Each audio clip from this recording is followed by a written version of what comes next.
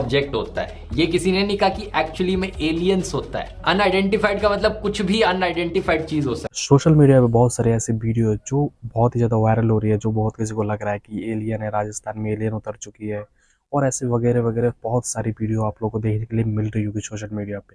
ठीक है, तो जितनी भी वायरल वीडियो ये सब मैं आपको दिखाने वाला हूँ इसी वीडियो में, और क्या कौन सी वीडियो वायरल हो रही है, ठीक है, एलियंस के बारे में, कि जो कि राजस्थान में एलियन उतर चुके हैं और कुछ वगैरह वगैरह। ठीक है, और एक वीडियो मैं आपको दिखाऊंगा जो कि ध्रुव राठी क्या है, उनकी बात है, क्या बात है उनकी भी एक वीडियो में आपको दिखाऊंगा कि आप थोड़ा सा समझ पाए कि एलियन असल में होते हैं या नहीं होते हैं।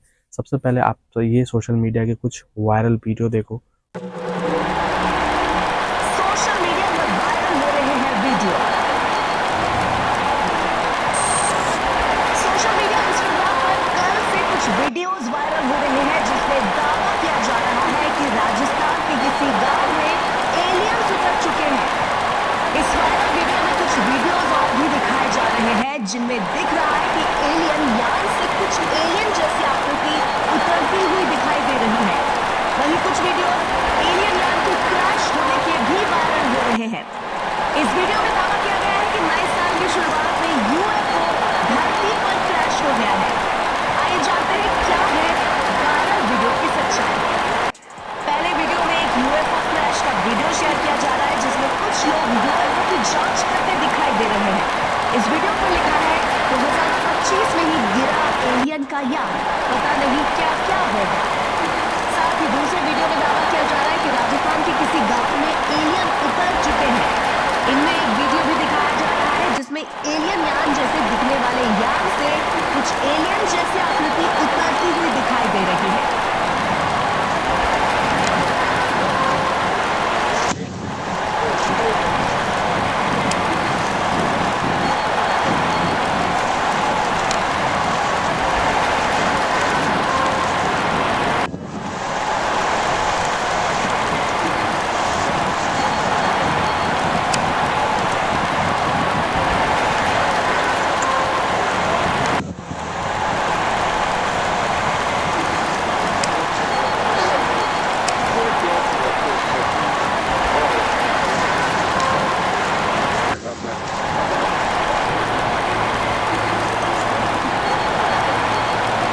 तो जैसे कि आप लोगों ने सोशल मीडिया के सारे वायरल वीडियो देख लिए, ठीक है, तो ये सबसे पहले मैं आपको बता दूं कि ये जितने भी आप लोगों ने वीडियो देखे हैं बहुत तरह तरह से वायरल हो रहे हैं कि एक मरा हुआ एलियन पड़ा हुआ है जिसको लोग हाथ से छू रहे हैं। कुछ वीडियो में आप लोगों ने ये भी देखा होगा कि कुछ एक क्राफ्ट टाइप का पड़ा हुआ है, यूएफओ पड़ा हुआ है, ठीक है, जिसको लोग जांच कर रहे हैं। ठीक है, तो सबसे पहले आप ये ध्रुव राठी का ये वाला वीडियो देखें, ठीक है, उसके बाद मैं आपको बताता हूँ ये सारी वीडियो रियल्स है या फेक है, या एलियन असल में होते भी या नहीं होते। सबसे पहले आप ये ध्रुव राठी का ये वाली वीडियो देखें। ऐसी थ्योरीज और फैलती रही, लेकिन सच्चाई यही है कि अगर आप एयरप्लेन्स की साइटिंग्स को देखोगे, आमतौर पर जो एरोप्लेन्स होते हैं पैसेंजर एयरक्राफ्ट, वो 10,000 से लेकर 12,000 मीटर की हाइट तक उड़ते हैं। लेकिन ये जो मिलिट्री एयरक्राफ्ट्स हैं U2 और SR-71 जैसे, ये 12,000 मीटर 18,000 मीटर की हाइट पर भी उड़ते थे।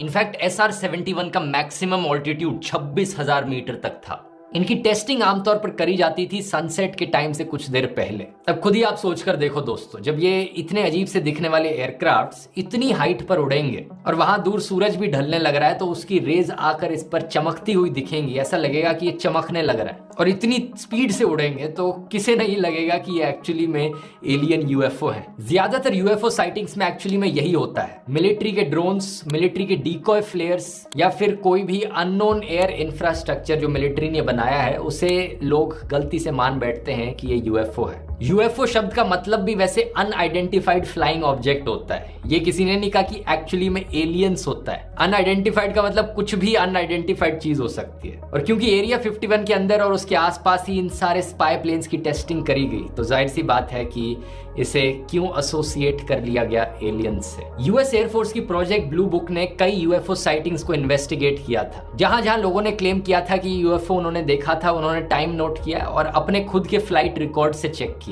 पता चला कि फ्लाइट रिकॉर्ड्स मैच करते थे। लेट 1950s 1960s में ऐसे ही मेजॉरिटी यूएफओ रिपोर्ट्स को एलिमिनेट किया गया। बॉब लजार कंस्पिरेसी थ्योरिस्ट जो क्लेम करते हैं कि उन्हें सरकार के द्वारा हायर किया गया था एलियन टेक्नोलॉजी को इन्वेस्टिगेट करने के लिए, पता चलता है कि उनका खुद का एजुकेशनल बैकग्राउंड भी फैब्रिकेटेड है। उनकी फर्जी डिग्री है एक MIT से जो क्लेम करते हैं। वो कहते हैं कि एक्चुअली में वो कॉन्फिडेंशियल गवर्नमेंट रिसर्च कर रहे थे MIT यूनिवर्सिटी में, इसलिए ऑफिशियली इनरोल नहीं कर पाए, इसलिए कोई रिकॉर्ड नहीं है उस चीज की, लेकिन क्लेम करते हैं कि भाई MIT से पढ़ाई करी। ये तो वही बात हो गई कि मैं भी कह दूं कि मैंने अंडर कवर रहकर सरकार के लिए काम किया था, IIT में रिसर्च करी थी, इसलिए मैंने IIT से पढ़ाई करी है, लेकिन आपको कोई IIT का रिकॉर्ड नहीं मिलेगा मेरे नाम से, क्योंकि ऑफिशियल रिकॉर्ड नहीं है। समझ रहे हो ना? बॉब लजार ने क्लेम किया था कि एलियन स्पेसक्राफ्ट को एलिमेंट 115 के द्वारा पावर किया जाता था, जिसकी मदद से अपनी खुद की ग्रेविटी क्रिएट कर सकता था वो alien spacecraft. Element 115 is a super heavy element,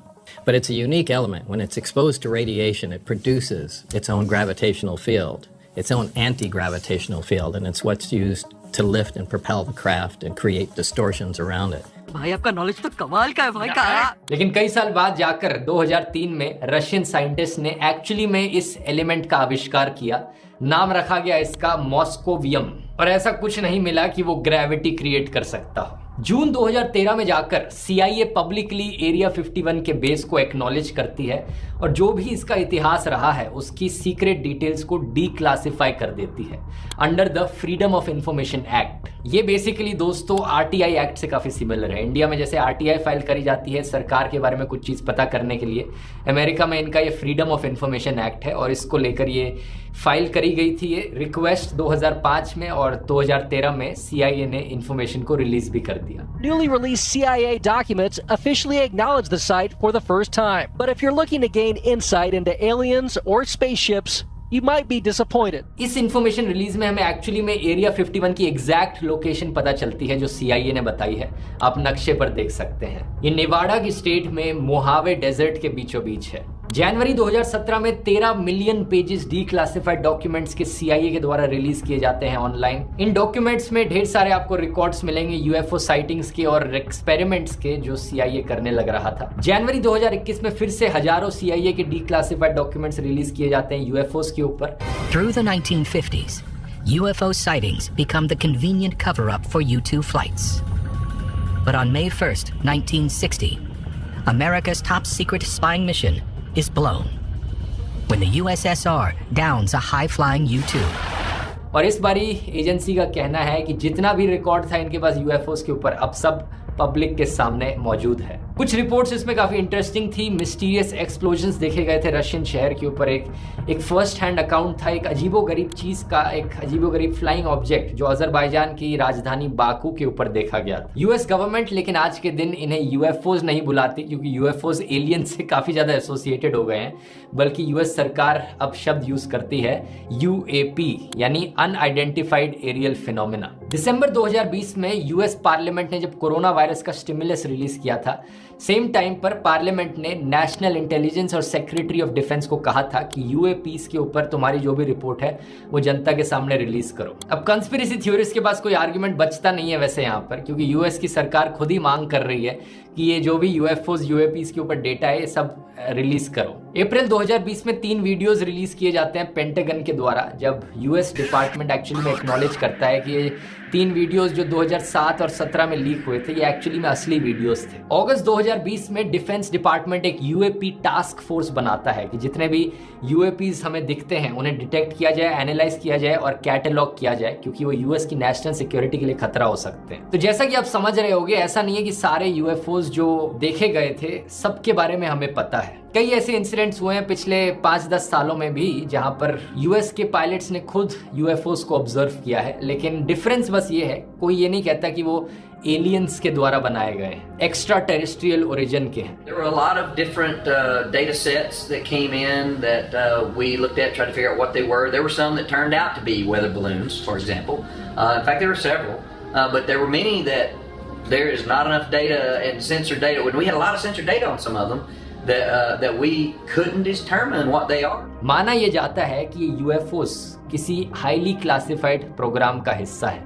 जिस पर किसी देश की सरकार की कोई एजेंसी काम करने लग रही है। आज के दिन भी एरिया 51 एक ऐसा ही एरिया है जहां पर कॉन्स्टेंटली नेक्स्ट जनरेशन एयरक्राफ्ट्स की टेस्टिंग करी जाती है। आज के दिन एरिया 51 एक ग्लोबल सेंसेशन बन चुका है, ना सिर्फ अमेरिकन के लिए बल्कि दुनिया भर के लोगों के लिए। और अमेरिकन स्टेट नेवाडा के लिए बहुत अच्छा टूरिज्म का भी एक जरिया बन चुका है। साल 1996 में जो नेवाडा की स्टेट थी, उन्होंने अपने हाईवे को रीनेम कर दिया था as the extra terrestrial highway. उन्होंने सोचा अगर लोग आना ही चाहते हैं इस कंस्पिरेसी थ्योरीज में यकीन करके इस जगह पर, तो आए, हम इसका फायदा उठाते हैं टूरिज्म के लिए। बस एक चीज है, कभी आप इसके पास जाओ तो एरिया 51 के अंदर मत जाना, ट्रेसपास मत करना, क्योंकि अभी भी वो एक मिलिट्री की फैसिलिटी है। वहां जाओगे तो वो आपको अरेस्ट कर लेंगे।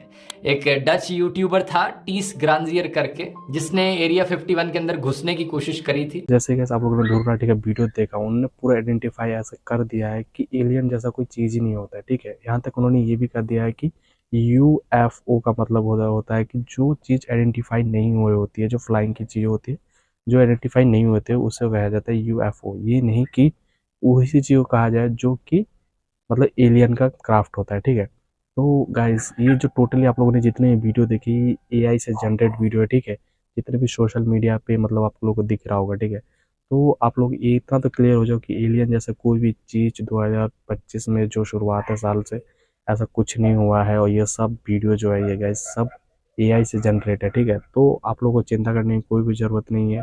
और आपको ये सारी वीडियो देख के और मेरी वीडियो देख के आपको क्या मतलब आपके मन में क्या सोच विचार है, आप कमेंट करके बता सकते हो। वीडियो थोड़ी लगती है तो वीडियो को लाइक कर देना, चैनल पर सब्सक्राइब कर देना।